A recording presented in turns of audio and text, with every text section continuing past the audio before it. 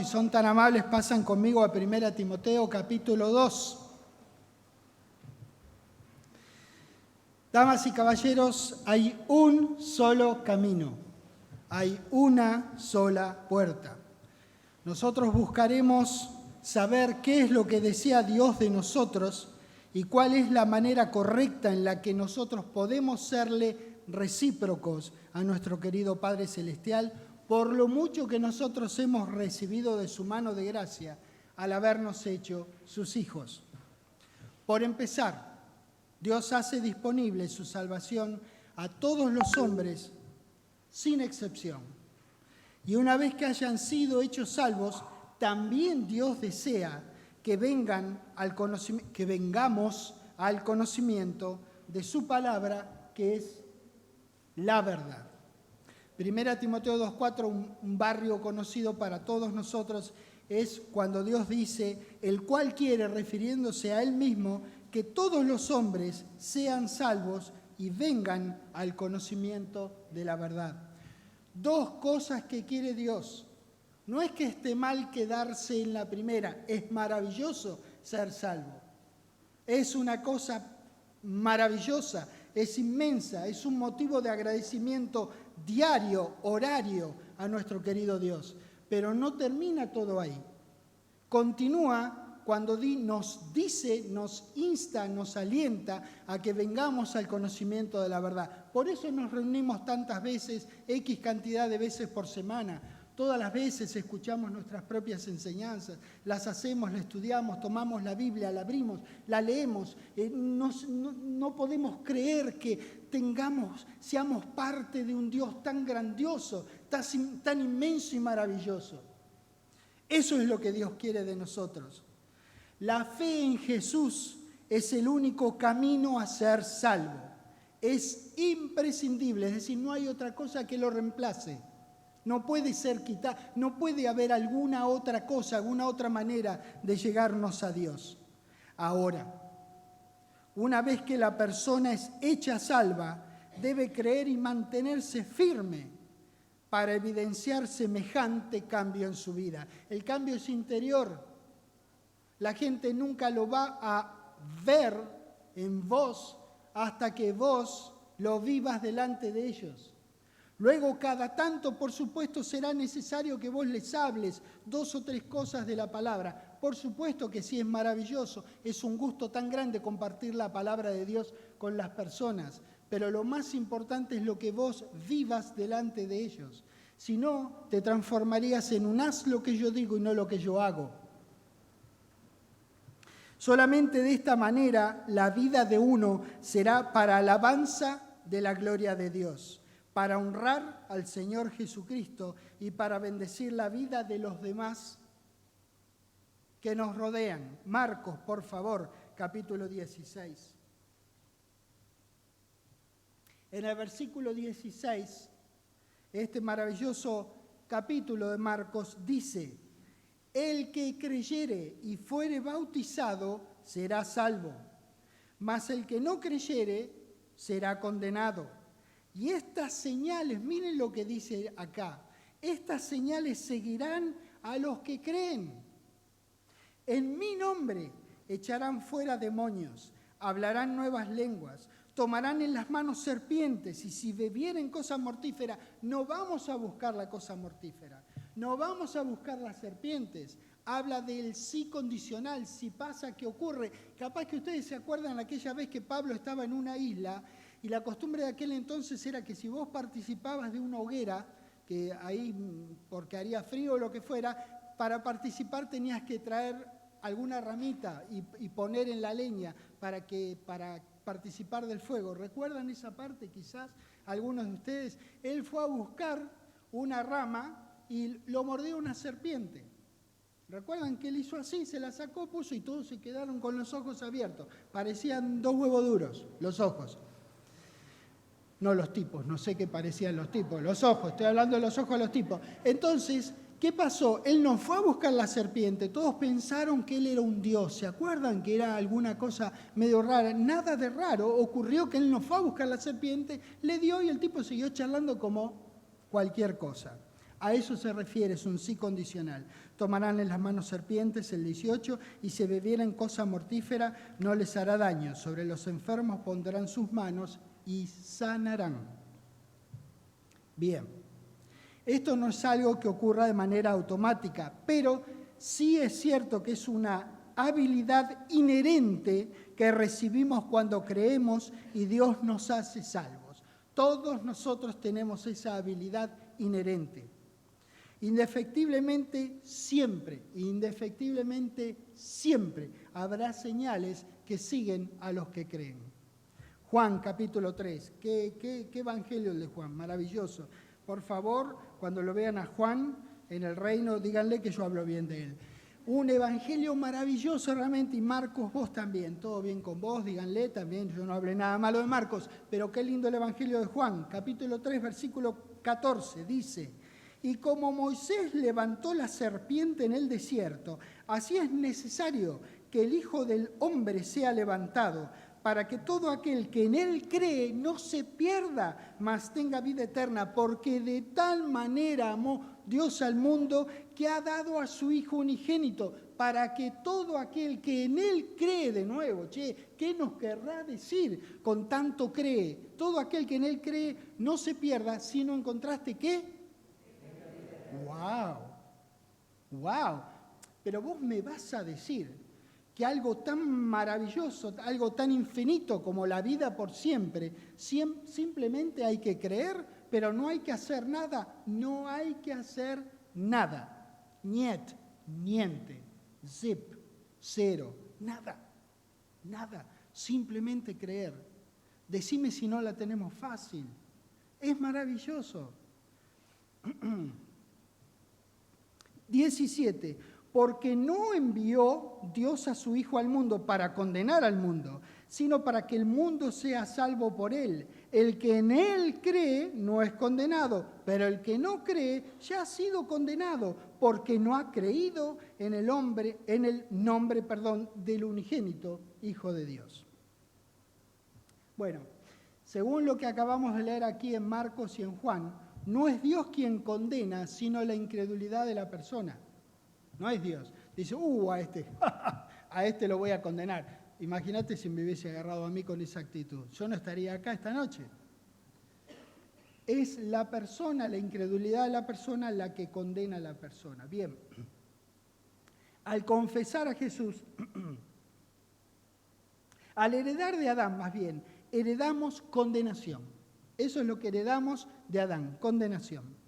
Al confesar a Jesús, nos descondenamos. Venimos condenados de fábrica, damas y caballeros, mamá, papá, papá es.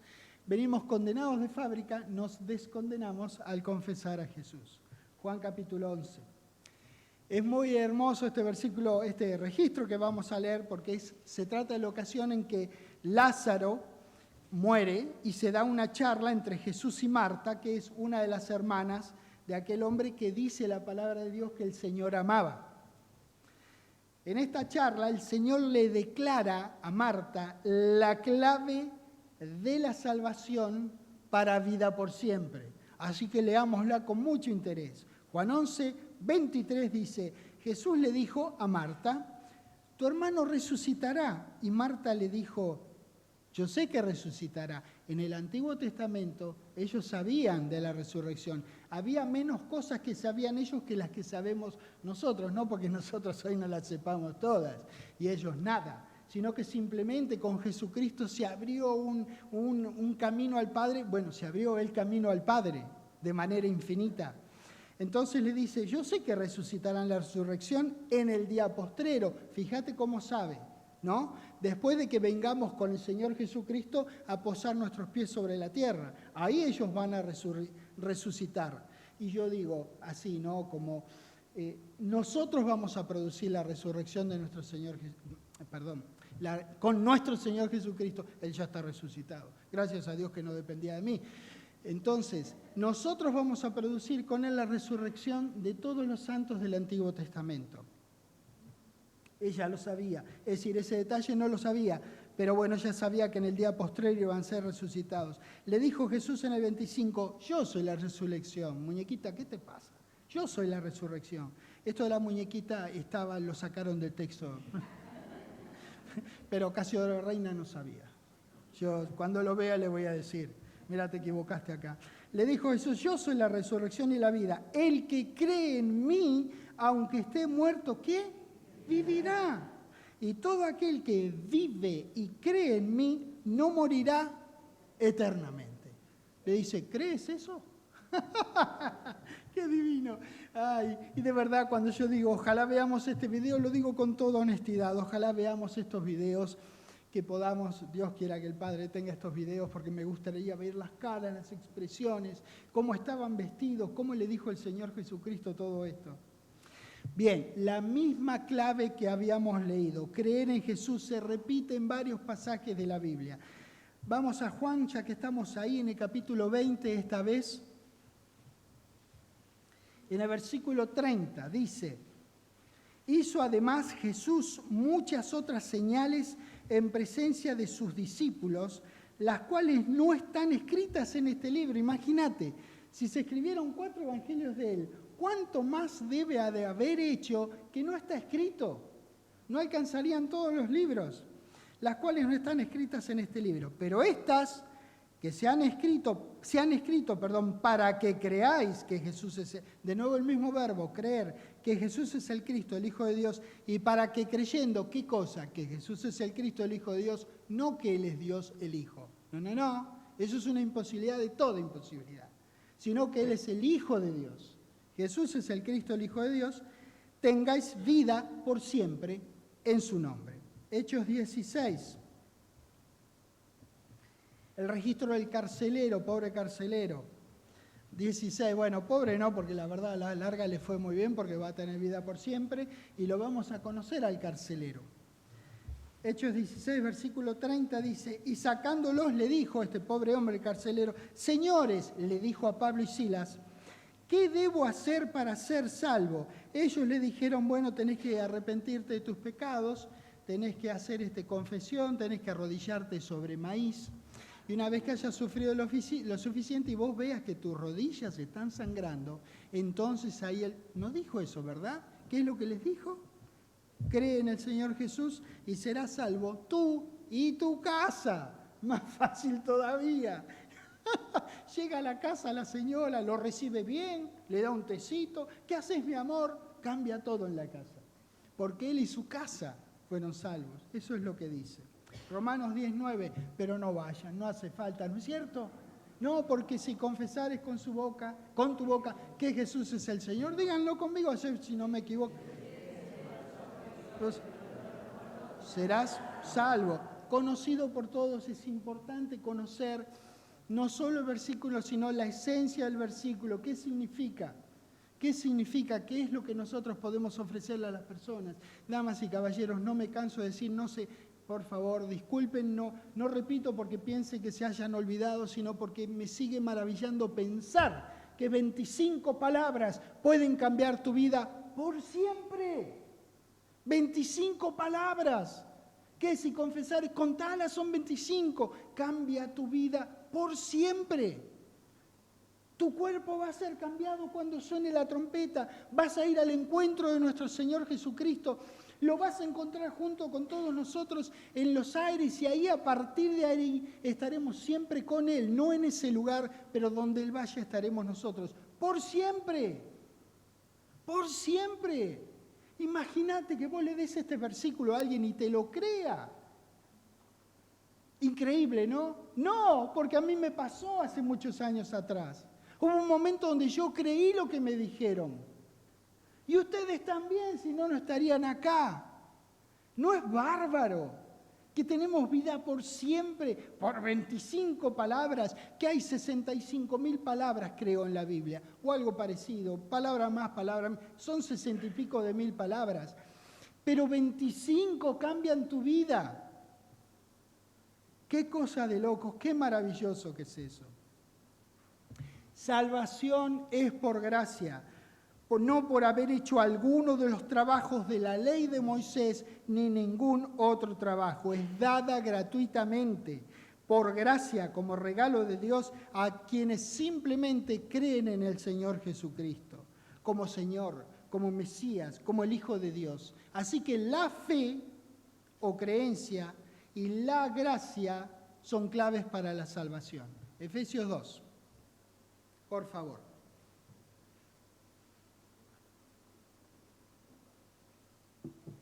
La fe y la gracia son claves para la salvación. Efesios 2, versículo 8. Porque por gracia sois salvos, por medio de la fe, y esto no es de vosotros, pues es don de Dios, es decir, no tenéis nada que ver vos, chabón. No es de vosotros, no por obras, para que nadie se gloríe, para que nadie... No, la verdad que yo mirá todo lo que dice. Fíjate, acá tengo el maíz todo regado de sangre rodillal. ¿Te das cuenta? Yo no puedo, ninguno de nosotros puede decir, hice esto, hice aquello, y que tu obra sea más maravillosa que la mía, o que la mía más maravillosa que el de la gente en mi pueblo. No es por obras, para que nadie se gloríe. Ahora una cosita, yo sé que es un detalle que podría pasar inadvertido, pero me gusta que nosotros lo sepamos. Es importante que algunos detalles nosotros sepamos para que tengamos un entendimiento profundo, más detallado, más preciso y poder ayudar a las personas. Cuando dice Romanos 10:9, serás salvo, en realidad nosotros debemos entenderlo como que dijera, serás hecho salvo. Denme un segundito. No serás salvo, digo yo, sino serás hecho salvo. La salvación es un bien inconmensurable que nos es hecho en nuestro favor, por gracia. Entonces, nosotros, en todo caso, en cuanto a la salvación, somos sujetos pasivos. Yo recibo la salvación. No tengo que ver con la salvación. ¿Ven? Porque si yo digo serás salvo, también puedo decir serás ingeniero, ¿verdad? Serás cocinero. Serás médico. Esto no es así. Yo no hago un curso para ser salvo. No hay nada que yo pueda hacer para ser salvo, ¿no es cierto? Esto lo teníamos que tener en claro.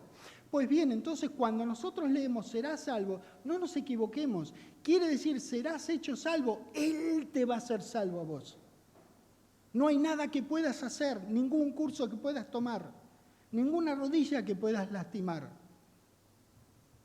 Dios nos hace salvos por su amor y misericordia. Es por gracia, por medio de la fe. Por eso digo que fe y gracia son vitales, son fundamentales para la salvación. Así que la combinación de estos dos elementos, la fe y la gracia, son imprescindibles, permiten que Dios nos provea salvación. Es como que nosotros tenemos fe en lo que Dios dice acerca de nuestro querido Señor, nuestro valiente Señor. Creemos, confiamos en lo que Dios dice de nuestro valiente Señor en la Biblia y le tiramos a Dios el centro. ¿Y quién es el que mete el gol? Nuestro Padre. Nos hace salvos. No me hago salvo. Simplemente tengo que tener fe. Quiere decir que tener fe tampoco es un trabajo, porque dice no por obras. No es una obra la fe. Si tuviéramos toda la fe, damas y caballeros, pero no existiera la gracia de Dios, no podríamos ser hechos salvos. Así como existe la gracia de Dios, si no tuviéramos fe, no tendríamos acceso a ser salvos, ¿no? Por eso digo, la vitalidad, la imprescindibilidad. Hagan el esfuerzo de entenderme, por favor. Denme una mano, ustedes también. Lo imprescindible que es la fe y la gracia. Necesitamos, 1 Timoteo capítulo 2, disculpen que no les dije que dejaran un dedo ahí porque pensé que necesitarían el dedo para otra cosa. Bueno, 1 Timoteo capítulo 2. Nosotros necesitamos persuadirnos de que la salvación está disponible para todos y que la gente está en control de aceptar los requisitos de admisión de Dios, creer en su Hijo. La gente es la que tiene el control. Yo acepto o no acepto los términos de Dios. Lo único que en todo caso controla a Dios es los requisitos. Él dice, bueno, mira, si crees yo te hago mi hijo. Si no crees... 1 Timoteo capítulo 2, versículo 3 dice, porque esto es bueno y agradable delante de Dios nuestro Salvador. A ver, ¿qué pasa? Él quiere que todos los hombres sean salvos y vengan al conocimiento de la verdad. Ah, muy bien, fenómeno. Sigo leyendo, a ver, ¿qué más quiere que sepa? Porque ¿cuántos dioses hay? No, pero a mí me habían enseñado que eran 3. Pero los 3 eran 1, pero al ser 1 realmente eran 3 porque 3 indivisiblemente eran 1, porque 1 más 1 más 1 es igual a 1. Lógico, ¿verdad? Viejo, ¿qué te pasa? Dice que Dios es 1. ¿Cómo podés complicar una cosa así? Mirá que yo soy tan bueno complicando las cosas. Pregúntenle a Fanny que está ahí. Pero no puedo complicar ni siquiera esto. Dice que hay un solo Dios. ¿Y cuántos mediadores? Bueno, algunos dicen que hay una señora por ahí mediando entre Dios y nosotros, pero dicen que hay uno y que es hombre y que es Jesucristo, el cual se dio a sí mismo en rescate por todos se dio en rescate, por nosotros que hemos creído y por quienes no han creído todavía y porque los que nunca han creído o no creerán. Él se dio en rescate por todos, por esos también, de lo cual se dio testimonio a su debido tiempo. Tito, capítulo 2.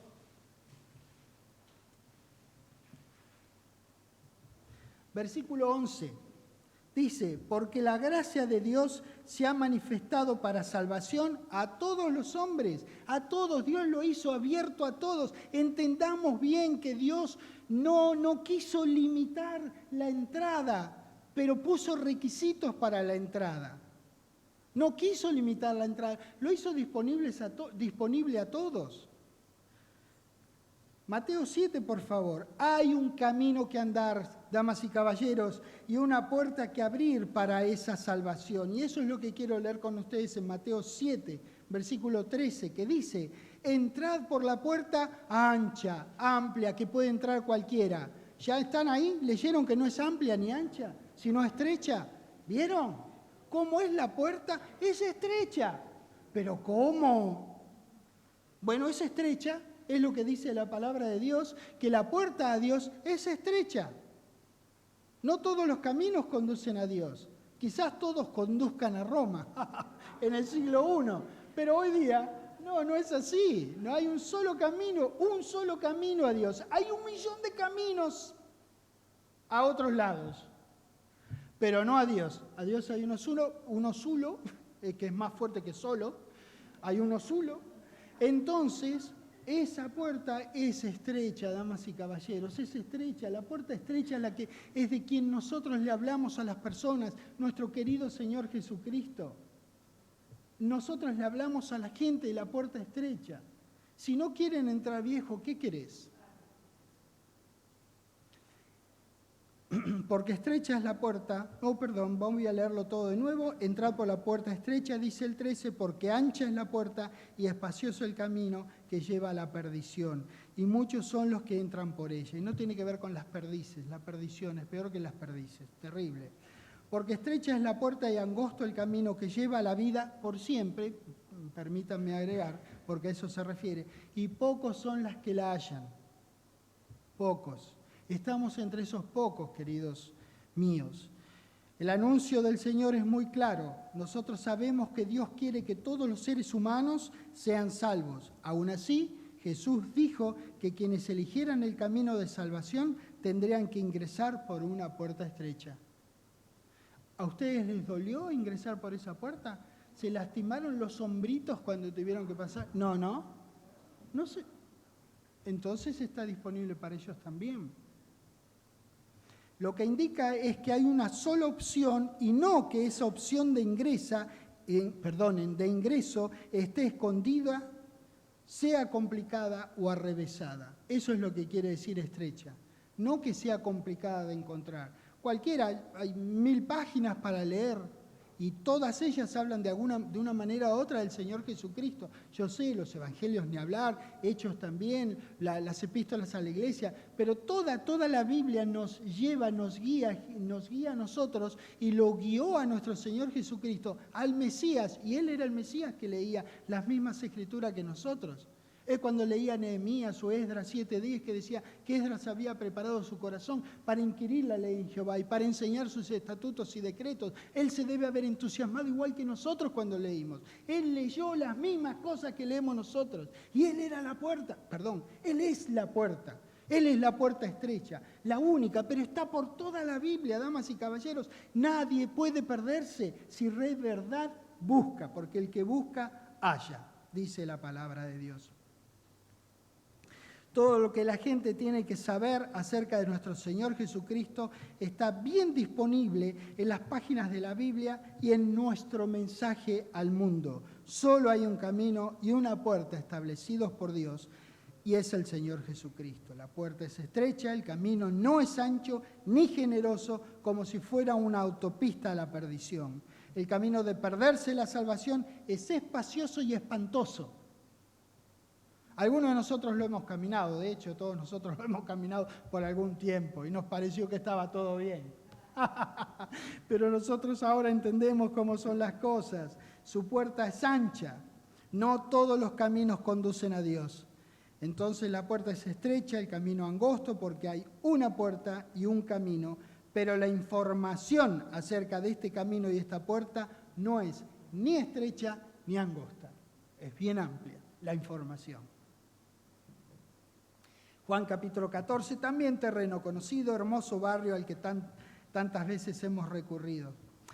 El mundo ofrece a las personas trillones de caminos y trillones de puertas a cualquier lado, pero Dios ofrece un solo camino y hay tan solo una puerta que llega a Él, Jesús.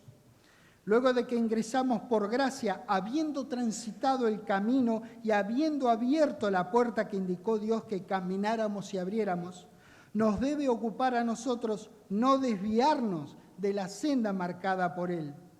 Transitar ese camino, abrir esa puerta, es creer en el nombre del Hijo de Dios. Una vez que somos hechos hijos de Dios, Jesucristo no deja de ser el camino al Padre. Fue el camino para llegarnos a Él y ahora sigue siendo el camino para permanecer en Él. Juan 14, versículo 6 dice que Jesús les dijo: yo soy el camino y la verdad y la vida, y nadie viene al Padre sino por mí. Un hijo de Dios ya no necesita al Señor Jesucristo para llegarse a Dios, pero todo lo que somos para con Dios, lo somos por medio de nuestro Señor Jesucristo. Todo lo que Dios es para con nosotros, lo es por medio del Señor Jesucristo. Así que, damas y caballeros, el Señor sigue siendo el camino, la verdad y la vida. ¡Qué bárbaro! No deja de laburar, no deja de trabajar este hombre. ¡Qué hombre, qué varón tan singular Dios nos ha provisto!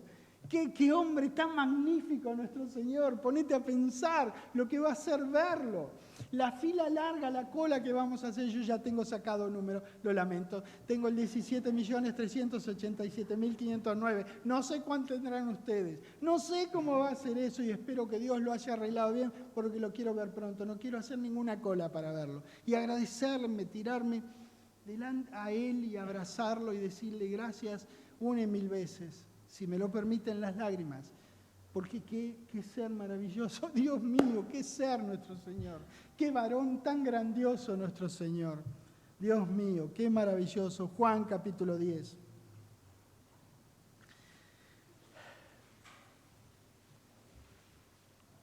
Versículo 7. Volvió pues Jesús a decirles: de cierto os digo, yo soy la puerta de las ovejas. Todos los que antes de mí vinieron ladrones son y salteadores, desgraciados.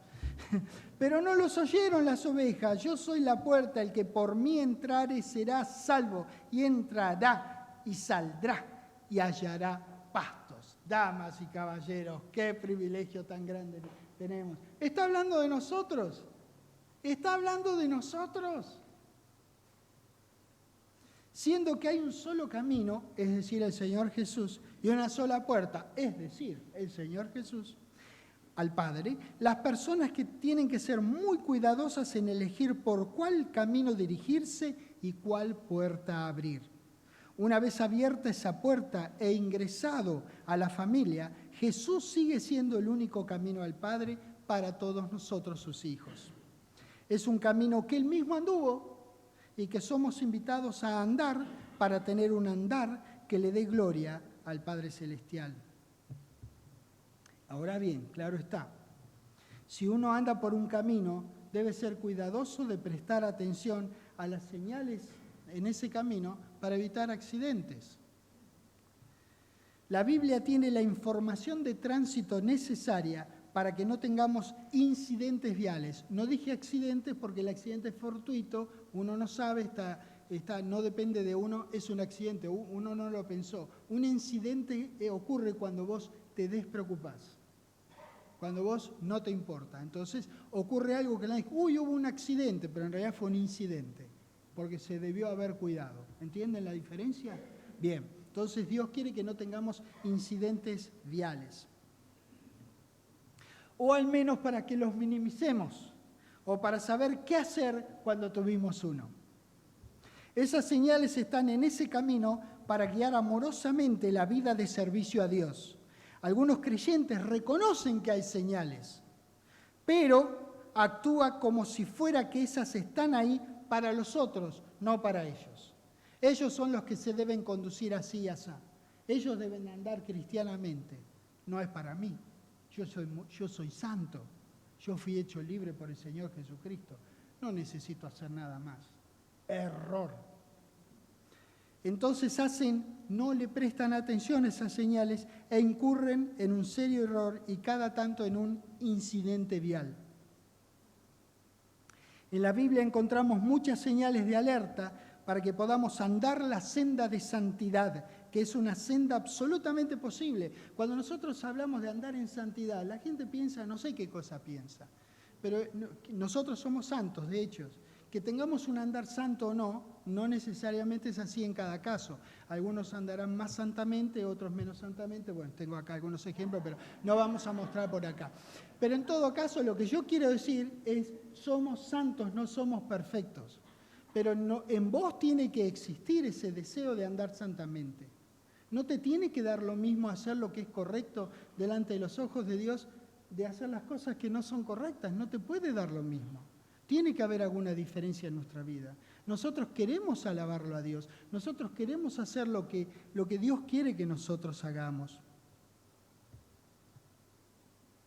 Esas alertas de las que yo estoy hablando son para nuestro bien, que nos traerán bendición y protección en el presente y recompensas en el futuro. El nuevo nacimiento es una realidad y es un privilegio más allá de lo que nosotros podamos percibir o expresar. Y requiere de nuestra parte una respuesta materializada en acciones de santidad y responsabilidad. A eso nos invita la Biblia. No a que todo está bien. Cualquier cosa está bien, total está todo bien, yo fui hecho, estoy libre con la libertad con que Cristo me hizo libre, todo me es lícito. ¿No? No te conviene. Dios ha provisto información amplia, nada estrecha, nada angosta, que es información entendible, accesible, detallada y completa acerca de su Hijo, nuestro Señor. Y es creyendo en esa información que está en la Biblia que nosotros somos hechos salvos. Una vez hechos salvos en virtud de esa gracia y esa fe, hay absoluta garantía de que la gracia y su efecto de infinito bien persistirá. ¿Ven? Hay absoluta garantía que la gracia y el efecto que esa gracia hizo en nuestra vida de absoluto bien va a persistir, pero no hay garantía de que nuestra fe se mantenga. Por eso estudiamos estas cosas, por eso enseñamos estas cosas, para que uno no se descuide y no tenga un incidente vial.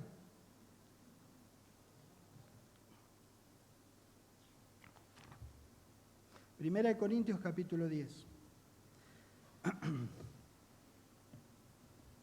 En nuestros años de servicio hemos visto personas bendecidas con el nuevo nacimiento, quienes por distintas razones simplemente dejaron la fe que los motorizaba al comienzo. Por ejemplo, los dejó la novia. ¿Y cómo si existe Dios me va a dejar la novia?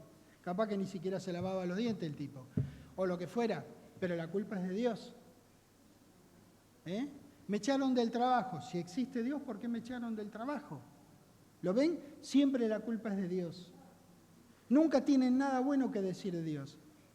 Todas las cosas de las que Dios nos salvó, y lo salvó a este chabón también, nunca son reconocidas. Dios es como ese cuadradito que hay de color rojo que dice rómpase en caso de incendio, y vienen con una masa y lo destruyen a Dios. O cuando lo necesitan, ayuda. Cuando Dios hizo todo lo posible que no se inundaran, que no se ahogaran, que no les pasara lo que les está pasando, la culpa es de Dios. Díganme si eso es lógico, por el amor de Dios. ¿Qué les pasa? Por eso es importante que nosotros hablemos la palabra. Por eso es importante que en la medida de nuestras posibilidades ubiquemos a la gente en la lógica simple, simplísima de la palabra de Dios, en la lógica entendible de la palabra de Dios. Hay cosas que no entendemos que capaz que nos resultan, no sé, si hay un dragón que tiene 10 cabezas en Apocalipsis y caballos alados, pero concentrate en las cosas que sí entendés que tengan una sola cabeza, qué sé yo. ¿Viste? Porque hay mucho en lo que podés ver y que es realmente entendible. Concentrémonos en esas cosas, en la lectura simple, maravillosa de la palabra de Dios. Llegate al corazón de Dios, porque cuanto más vos leas esta palabra, cuanto más la estudies, más en contacto con el corazón de Dios estás. Permanecer en la fe, damas y caballeros, no es automático. Estoy seguro que dice un chocolate por la noticia, ya lo sabía. Requiere esfuerzo en la gracia de nuestra parte. La gracia siempre está presente en nuestra vida y siempre debe estarlo. Requiere esfuerzo en la gracia de nuestra parte. Debemos ser cuidadosos y estar firmes en la gracia que nosotros recibimos al momento en que Dios nos hizo sus hijos. 1 Corintios capítulo 10, gracias Corintios por existir, porque aprendemos mucho de ustedes. Versículo 12. Así que el que piensa estar firme, mire que no caiga. ¿Cómo? ¿Entonces no es culpa de Dios? No, soy yo el que tengo que estar firme. No os ha sobrevenido ninguna tentación que no sea humana, pero fiel es Dios que no os dejará ser tentados más de lo que podéis resistir, sino que dará también juntamente con la tentación. Dios no da la tentación, lo que Dios da juntamente con la tentación es la salida para que podáis resistir. Quiero que quede bien claro. Dios no da la tentación, lo que da juntamente con la tentación es la salida. ¿Está bien? Nosotros entendemos eso, pero tengámoslo bien en claro. Algunas personas dejan de hacer todo lo que comenzaron a hacer con mucho entusiasmo. Orar, estudiar, leer mucho la Biblia, congregarse, proclamar el Evangelio. Y como las cosas no salieron como ellos pensaban que tenían que salir, no importa lo que pensaba Dios, por supuesto. ¿Quién lo necesita a Dios, no? Sí, cuando Dios en el principio creó Dios los cielos en la tierra, debió haberme llamado. Me tendría que haber mandado un WhatsApp Dios porque yo le hubiese dado un par de consejos acerca de cómo hacer todo esto, para que no chocara Saturno con algún, ¿no? Claro, eso es lo que la gente piensa. Quieren un Dios hecho por ellos y no es así. Vos sos un vos hecho por Dios. Él no es un Dios hecho por vos.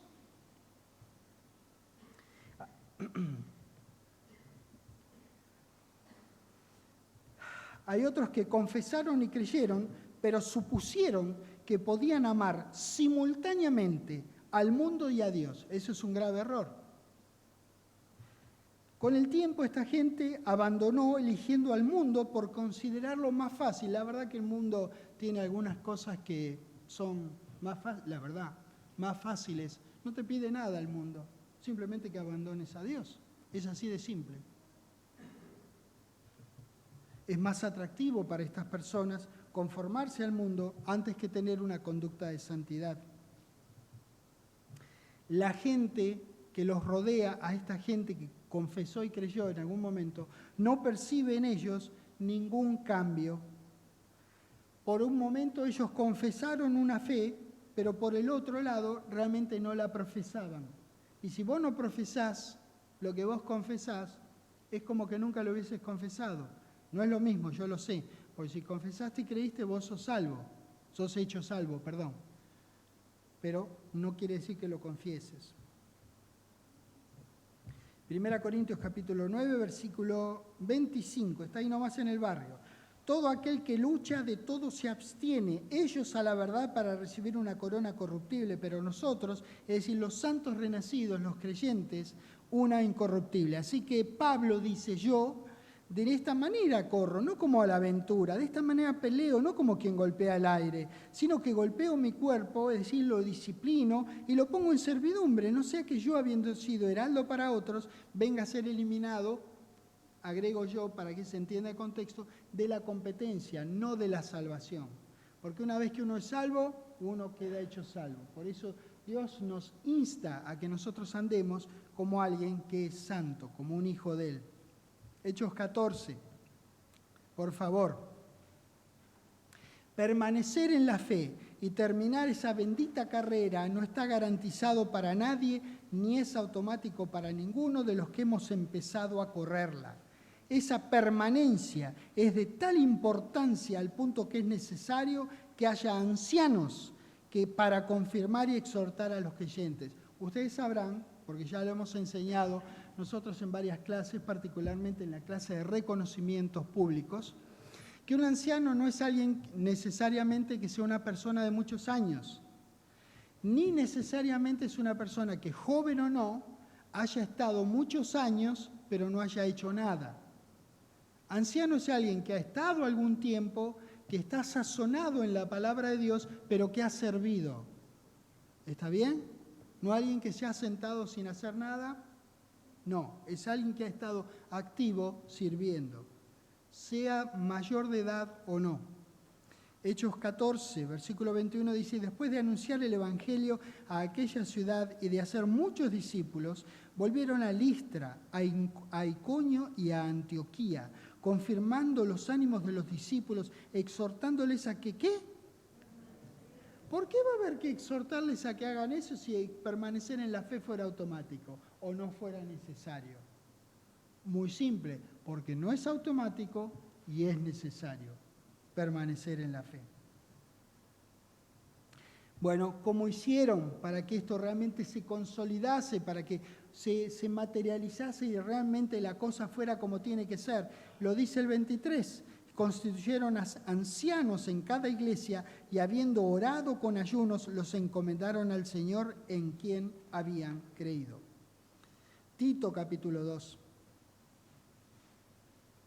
Hasta aquí hemos visto la parte de Dios, su gracia, la que se ha manifestado para salvación a todos los hombres. Ahora en el siguiente registro de Tito vamos a ver nuestra responsabilidad una vez que fuimos hechos salvos. Que es, en realidad es la responsabilidad de alguien que reconoce qué es lo que ha recibido en Cristo Jesús. Tito 2, versículo 12. Dice, enseñándonos que renunciando a la impiedad y a los deseos mundanos, vivamos en este siglo sobria, justa y piadosamente. Eso nos enseña. Esta es la forma que nosotros tenemos de vivir. Y eso no quiere decir que uno no se divierta. Fíjense, hoy cuando llegaban las combis con la gente, ustedes que venían después de tanto tiempo de viajar en avión o en ómnibus y venir a la ciudad y de ahí nosotros los recogimos y los trajimos acá en una combi. Alicia los juntó a todos, todas las combis que vinieron. ¿Cómo fue cuando ustedes bajaron? Esa algarabía que había, ese gozo que había de encontrarnos. Algunos hacía 3 años que no nos veíamos y otros hacía 40 y otros hacía muchos años porque nunca nos habíamos visto. ¿O no? ¿No fue agradable ese momento? ¿Por qué es así? Porque todos compartimos esta locura de amarlo a Dios. ¿Verdad? Es muy agradable la vida que nosotros tenemos. Este ambiente, que es el ambiente natural nuestro, es muy agradable. Es sano este ambiente. Es maravilloso. La primera cosa que deberíamos atender es que nosotros tenemos la certeza profunda que provienen de las Escrituras de que no perderemos la salvación una vez que la hemos recibido de Dios. Y eso es invariable. Nuestra fe, en cambio, puede ser sostenida a lo largo del tiempo, puede crecer, puede decrecer, puede ser cultivada o puede ser descuidada y hasta abandonada. Lamentablemente, una persona puede abandonar a Dios, pero afortunadamente Dios nunca nos abandona. No voy a hacer la publicidad del desodorante ese, porque la verdad, a algunos los ha abandonado. Si no, tomen un colectivo de Buenos Aires, a eso es las 7 de la tarde, a ver si ven si los abandonó o no. Nuestro Dios no es, Dios de verdad no abandona. Y se lo voy a demostrar en Hebreos 13, versículo 5. Antipublicidad total. Hebreos 13, versículo 5. Dice: sean vuestras costumbres sin avaricia, contentos con lo que tenéis ahora, porque Él dijo, ¿qué es lo que dijo? No te desampararé ni te dejaré. Fíjate vos, esta es una promesa de verdad y no es una promesa comercial. Dios no hizo un frasquito así con un spray, con un determinado perfume. Él nos proveyó de nuestro Señor Jesucristo. Él no puede volver atrás. Él nos ha dado al Señor Jesucristo para que nosotros tengamos vida por siempre. Viejo, qué cosa tan grande. ¿Cómo no vas a servirlo a un Dios así? ¿Cómo no vas a honrar con tu vida el sacrificio de un ser humano que era como vos? Que seguramente si hubiese habido dentistas en Galilea en el siglo que vivió nuestro Señor, hubiese tenido capaz que miedo de ir al dentista. Porque dice que Él fue tentado en todo, pero no pecó, como hizo Eduardo Dinotto. No, ustedes no, hablo de mí. ¿Ven lo que quiero decir? Dios se ha comprometido a nosotros. Él entregó a su Hijo, no tenía otra cosa que entregar. El mundo ya no era de él, el mundo no es de Él. Todo lo que tenía y el único que realmente le obedecía era nuestro Señor Jesucristo y lo entregó por nosotros. Mi vida, lo que yo hago verdaderamente honra lo que hizo mi Señor por mí. No pido respuesta, pido que consideremos, pido que reflexionemos, pensemos, lo que yo estoy haciendo ahora, lo que estoy por hacer, lo que deseo hacer en mi vida, ¿lo honra mi Señor? No, tengo que hacer un cambio. Sí, sigo así. Me falta un cachito, avanzo un cachito. Isaías 49.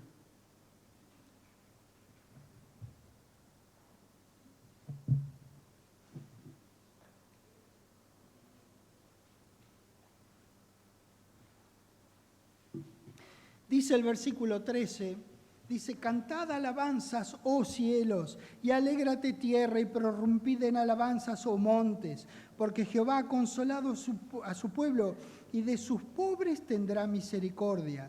Pero Sión dijo: me dejó Jehová, y el Señor se olvidó de mí. ¿Ven? Me fue mal con mi novia, me echaron del trabajo. ¿Cómo va a haber Dios? Y entonces en el versículo 15, Jehová hace una pregunta que dice: ¿se olvidará la mujer de lo que dio a luz para dejar de compadecerse del hijo de su vientre? Dice acá: aunque olvide ella, yo nunca me olvidaré. He aquí en las palmas de las manos te tengo esculpida, delante de mí están siempre tus muros. Estamos esculpidos en Dios. Dios nos ha hecho parte de sí. Él nos ha hecho parte de sí. Nos ha esculpido. Somos de Él. No hay nada que pueda... Él nos ha hecho sus hijos. No puede deshijarnos.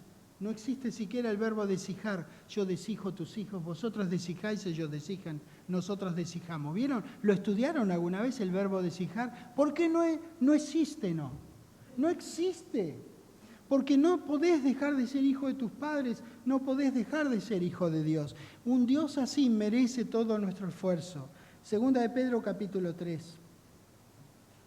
Nuestra vida, una vez que nosotros confesamos y creemos, nuestra vida tiene que ser de confesar constantemente lo que tenemos dentro, de confesar con nuestras acciones lo que nosotros creemos.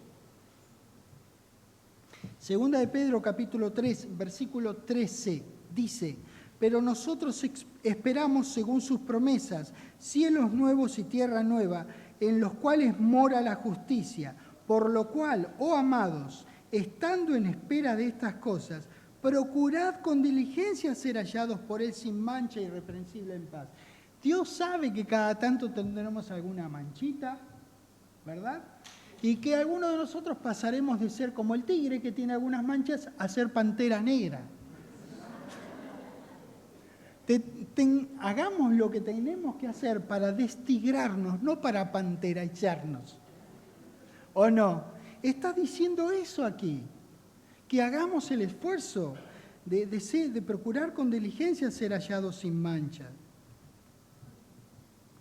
Versículo 17 dice, así que vosotros, oh amados, sabiéndolo de antemano, guardaos, no seas que arrastrados por el error de los inicuos, caigáis de vuestra firmeza. ¿Se acuerdan? Creo que fue uno de los primeros versículos que leímos, que el que quiere estar firme, que no caiga, ¿se acuerdan? Bueno, sos vos el que tiene que cuidar. Dios te puede ayudar, caramba que sí, pero viejo, date cuenta que te estás cayendo. Antes bien, creced en la gracia. ¿Cómo voy a crecer en la gracia? Bueno, pues sí, tenés que crecer en la gracia y el conocimiento de nuestro Señor y Salvador Jesucristo. Obviamente, nuestra responsabilidad para con nuestro Padre no termina en Romanos 10:9, sino que desde ahí comienza: procurad, guardaos, creced. Son todas acciones que nosotros debemos hacer una vez que somos hijos de Dios. Necesitamos perseverar en la gracia de Dios que Él nos dio al comienzo cuando nos hizo sus hijos. Tenemos que alentarnos entre nosotros a empeños más dignos, a la vez que servimos a los demás la palabra de vida. Hechos 13, por favor. Versículo 43, quiero que revisitemos esta porción de la Escritura, Hechos 13, en el barrio de Hechos 14 que habíamos hablado antes. Hechos 13, versículo 43 dice, y despedida la congregación, muchos de los judíos y de los prosélitos piadosos siguieron a Pablo y a Bernabé, quienes hablándoles les persuadían a que perseverasen en la gracia de Dios. Vos te tenés que persuadir a vos mismo de la necesidad que hay de que vos perseveres en la gracia. Yo tengo que hacer eso y nosotros nos tenemos que ayudar los unos a los otros a perseverar en la gracia. No es que cuando vos ves a un hermano o a una hermana que dejó de perseverar y está dejando de ser tigre y es más negro que amarillo o naranja, entonces le vas a dar con el lomo de la Biblia en la nuca. Nada que ver, pero nos ayudamos los unos a los otros porque queremos honrar a nuestro Señor Jesucristo, a lo que Él hizo por nosotros. Queremos nosotros serle recíprocos de alguna manera como podamos a lo que Dios hizo a través de nuestro Señor por nosotros. Segunda de Timoteo capítulo 2, nada menos. Es decir, una vez que somos hechos salvos, no nos dormimos en los laureles, no nos dejamos estar en la gracia que hemos recibido en Cristo.